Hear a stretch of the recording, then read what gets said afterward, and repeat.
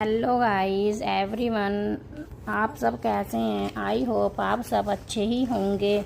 आज मैं बताऊंगी आपको ADR, arbitration agreement in ADR. ADR की फुल फॉर्म आपको सभी को पता है क्या होती है। अल्टरनेटिव डिस्प्यूट रिजोल्यूशन, हिंदी में कहते हैं वैकल्पिक विवाद समाधान। ठीक है, तो इसके तहत आर्बिट्रेशन एग्रीमेंट को हिंदी में क्या कहते हैं, मध्यस्थता समझौता कहा जाता है।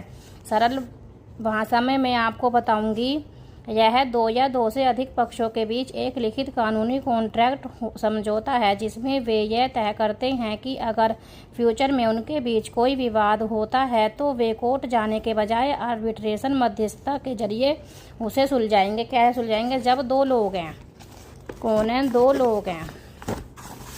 ठीक है, कौन है? दो व्यक्ति हैं। ठीक है, दो व्यक्ति हैं, दो कंपनी, जब दो लोग या दो कंपनियां क्या करती हैं, आपस में कोई बिजनेस डील करती हैं, तो वह क्या करती हैं, कॉन्ट्रैक्ट करती हैं। वो पहले से ही लिखकर तय करती हैं। ठीक है, अगर उन्हें फ्यूचर में हमारे बीच कोई लड़ाई या विवाद हुआ तो हम सरकारी अदालत के चक्कर नहीं काटेंगे। हम कहाँ जाएंगे? बल्कि कोर्ट के बाहर ही तीसरे निष्पक्ष व्यक्ति की मदद से मामले को सुलझा लेंगे। इसी को क्या कहते हैं? लिखित वादे को आर्बिट्रेशन एग्रीमेंट कहते हैं। क्या कहते हैं? आर्बिट्रेशन एग्रीमेंट कहते हैं। ठीक है, और यह क्या करता है? जब हम कोर्ट के बाहर ही सुलझा लेंगे तो उसे क्या कहते हैं? Arbitration agreement. आर्बिट्रेशन एग्रीमेंट इस पूरी प्रक्रिया क्या है? यह कानूनी आधार है। क्या है? इसी प्रक्रिया का कानूनी आधार है। अब इसके मुख्य बिंदु समझते हैं। प्रकृति क्या होती है? इसमें विवरण में यह पूरी तरह से क्या होती है? लिखित होती है। क्या होती है? यह पूरी तरह से लिखित, रिटन